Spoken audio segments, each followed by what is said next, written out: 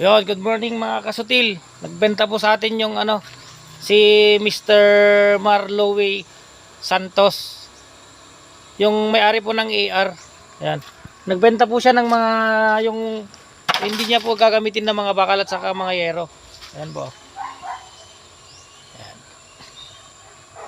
Mamaya ipapakita ko sa inyo kung sino si Mr. Marlowe Santos. Opo. Ito yung may-ari po yung yung AR, siya yung sinasabi ko sa inyo mga kasutil. Siya po yung yung original po talaga ng pansitan dito sa Bambang Nueva Vizcaya. Siya po yung original. The one and only, Ali. Yun po yung alam na pangalan niya. Pero ang pangalan niya talaga Marlowe Santos. Ayan. Boss, salamat po. Bossing. Gumagawa ka na naman ng bagong mukha natin vlog natin dalawa. Oh, yun. Share nyo naman ang aking videos. Oh, yan. Kung gusto niyo pong kumain ng masarap po na kabagan, mga pansit doon, pumunta lang po kayo doon sa may AR Pansitan. Saan po yung location natin, sir, na bago? Doon sa Juan, sa Buwag, Pro 1, doon sa malapit sa Payoman, sa side ng simbahan ng Katolik. Oh, yun. Doon po yung bagong location niya. Kasi siya po yung talagang original at pinakamasarap. Alam mo naman yun. Opo. Yan. Basta Puro 1, Buwag. Ayun. Doon po yung bagong location nila. Sa may Purok 1 po sa Buwag, sa may Bambang Fire Station, sa may Catholic Church. Yan. Kung gusto niyo pong makatikim po ng masarap na batil patong, kabagan, lahat po lang klase ng pansit, doon po kay AR Pansitan. Yan. Salamat sa pagbenta po ng mga scrap bossing. Ayun mga kasutil, ngayon ko lang nalaman to. Oh, true. Parang na-inspired po ako sa kanya. Yung may-ari po ng nung AR Pansitan. Kasi nang dahil lang daw po sa pansit na negosyo niya, ito po yung napundar niya. Yung mga kotse, nakailang sasakyan na po siya. Nakabili po siya ng mga lupa. At tingnan nyo naman po yung pinapatayo niyang bahay niya. Hindi pa tapos pero sigurado milyon yan. Oh, dahil lang po sa pansit. Totoo ba yun, sir? Oo naman. Totoo yun, ma'am. Ayun yun yung asawa niya. Katas ng pansit, ang bahay namin. Oh, akala ko kasi mga kasutil, mayaman si Boss AR.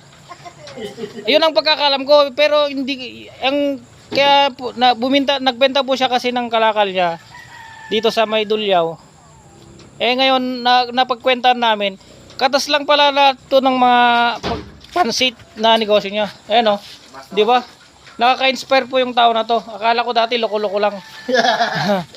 Sa mga hindi po nakakalam kay Boss AR, ayan nakaka-inspire po siya. Yan. Ang pansitan niya, kamo. Doon po kayo kumain sa may AR Pansitan. Maraming salamat, Boss Ali or Marlowe Santos sa pagtinda po ng scrap. Ayun mga kasutil, ngayon ko lang nalaman to. True. Parang na-inspired po ako sa kanya. Yung may-ari po ng nung AR Pansitan. Kasi nang dahil lang daw po sa pansit na negosyo niya, ito po yung napundar niya. Yung mga kotse, nakailang sasakyan na po siya.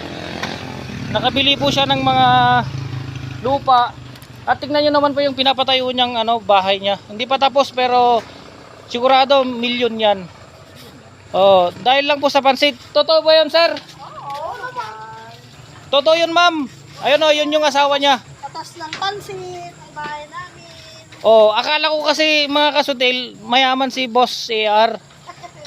Ayun ang pagkakalam ko, pero hindi kaya po, nagbenta po siya kasi ng kalakal niya dito sa May Dulyaw. Ngayon napagkwentan namin, katas lang pala na to ng mga pansit na negosyo niya. Ayan di ba? Nakaka-inspire po yung tao na to. Akala ko dati loko-loko lang. Sa mga hindi po nakakalam kay Boss AR, ayan nakaka-inspire po siya. Yan. Ang pansitan niya, kamo. Doon po kayo kumain sa may AR Pansitan. Maraming salamat, Boss Ali or Marlowe Santos sa pagtinda po ng scrap.